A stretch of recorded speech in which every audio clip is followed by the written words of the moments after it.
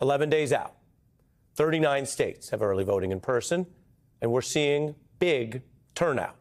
35 million people have now voted. That comprises 1 out of 5 of the 2020 voting electorate.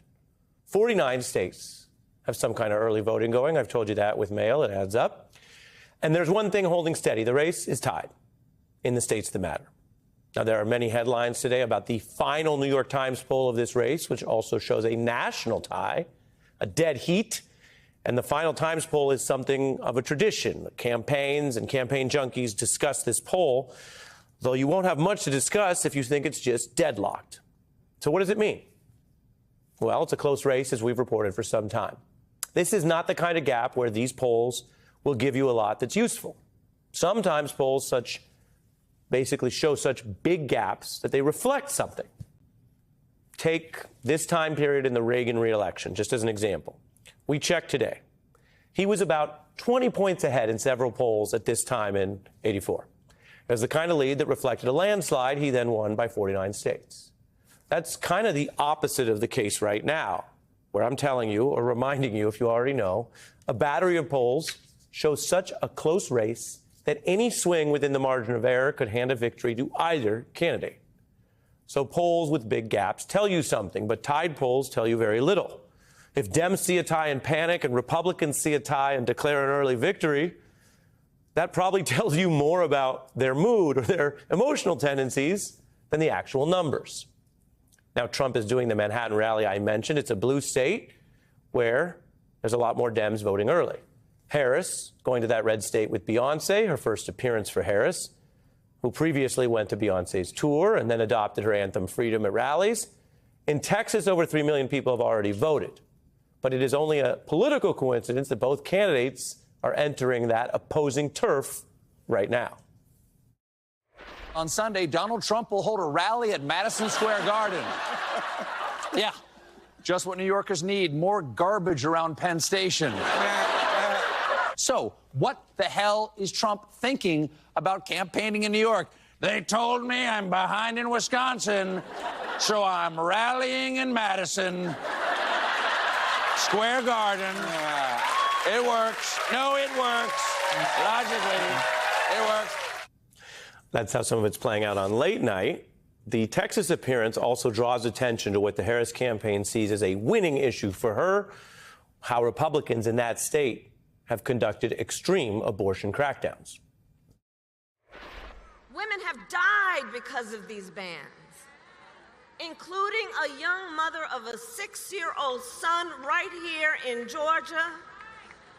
Her family is here with us tonight, and we speak her name, Amber Nicole Thurman.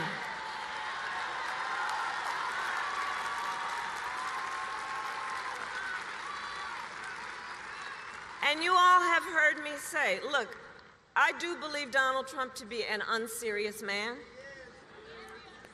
And the consequences of him ever being president again are brutally serious. Harris hammering an issue that for many voters is top of mind: abortion, women's rights, and what comes next. Now, Obama was at that rally, and he invoked his own credibility as a commander-in-chief to discuss the bombshell news rocking the Trump campaign. The other day, General John Kelly, Donald Trump's former chief of staff, said that Trump told him he wanted his generals to be like Hitler's generals. But certainly the former president is in the far right area. He's certainly an authoritarian, admires people who are dictators. He has said that. So he certainly falls into the general definition of fascist, for sure. In politics, a good rule of thumb is don't say you want to do anything like Hitler. Now, I happen to know John Kelly and Mark Miller. They served under me when I was commander-in-chief.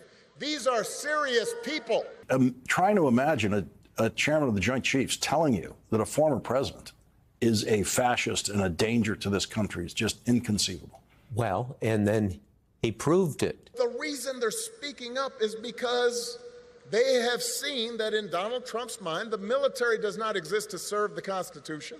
He thinks the military exists to do his bidding, to serve his interests.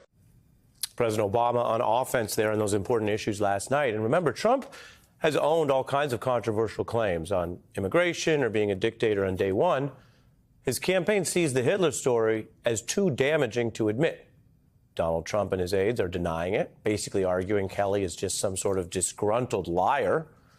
And I will tell you, there are times in campaigns or news where a story has two sources or sides just debating it out. It can be kind of contested, like a jump ball. This is not that kind of story. We have overwhelming public evidence that Trump did make these outrageous Hitler dictatorial statements.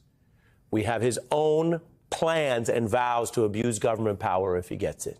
And we have witnesses that back up Kelly. 13 more, in fact, signing an open letter, backing up the general, joining the warnings. These are not random critics. These are not even just Republicans. These are people Trump picked who served and worked with Kelly. They stand on a record. They are not known for randomly lying or accusing people of fascism. The warnings come as Trump makes his own vows about what he would do out of the authoritarian playbook. We know he was caught trying to overthrow the last election. And October is a time when more people tend to follow politics and news. We actually have data on that. So what might sound familiar to news viewers, maybe even to you, is now being discussed and covered as a potentially new or with more detail for those people. That's how it's supposed to work. That's why, probably, I can tell you, reasonably, Trump and his folks are denying this rather than admitting it because they're worried people are going to find out about it. And Hitler ain't a good closing argument in any American campaign, even on the right. And this comes against the backdrop of a wider double standard, you may have noticed, when it comes to Trump and Harris. Reading from the Washington Post, I can tell you, political and media elites seem to bake into this campaign Trump's allowed to talk and act like a complete lunatic, Eugene Robinson writes, while Harris has to be perfect in every way. Or take Obama veteran Van Jones, who this week said it's a double standard where Trump gets to be lawless and Harris has to be flawless.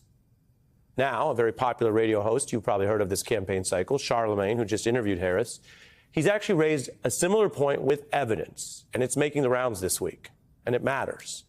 And he's arguing the double standard goes well beyond just conservative outlets like Fox.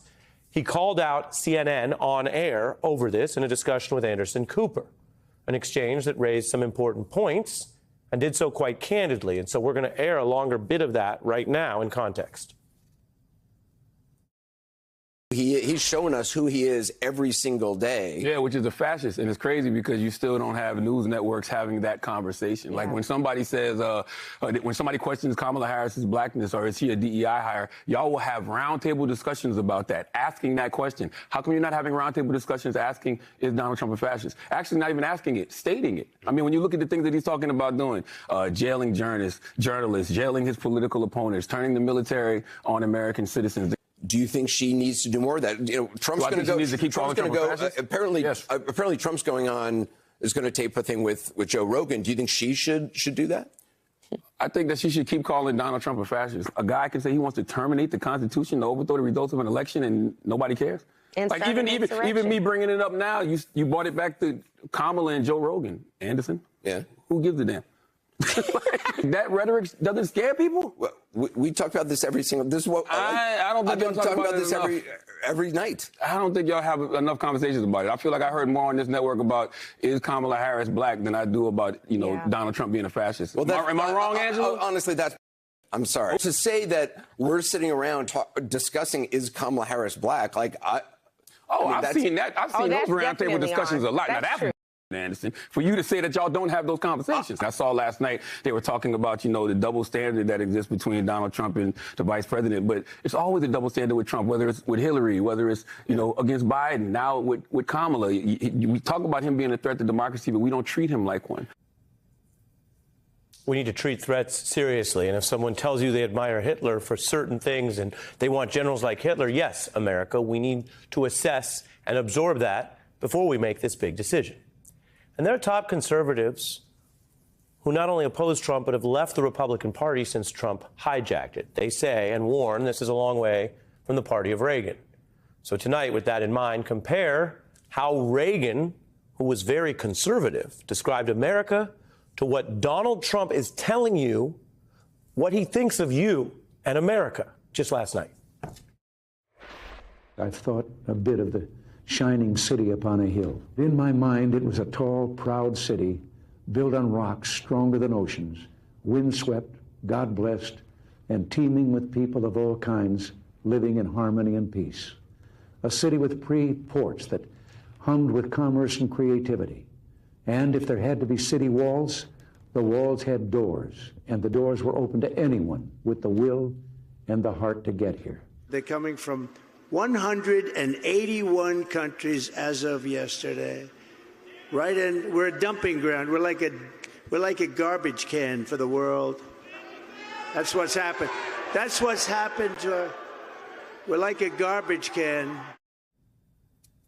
Are we like a garbage can? Are our doors open within the rules and the right ethic and the right ability and reason to work? Or do we think we are a garbage can?